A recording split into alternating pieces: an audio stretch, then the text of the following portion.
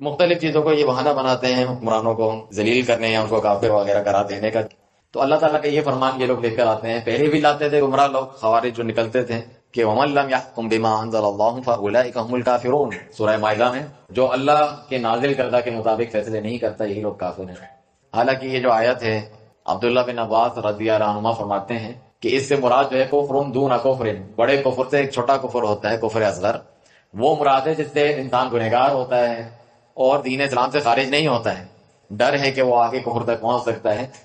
हाँ, जिस तरह शेख इब्न बाज रहमतुल्लाह फरमाते हैं, जो अल्लाह के हुक्म जैसा उस हुक्म को समझे या उससे बेहतर अफजल समझे कि ये मौजूदा दौर के लिए इस्लामी कवानीन वगैरह के लायक ही नहीं है कि आज के दौर में चल सकें, ये कुफरिया बात है। आम मुसलमान जो है वो अपने को गुनहगार समझता है कि मैं जो है रिश्वत की वजह से कर रहा हूँ या मुझ पे काफिरों का प्रेशर है बाहर से दूसरों का।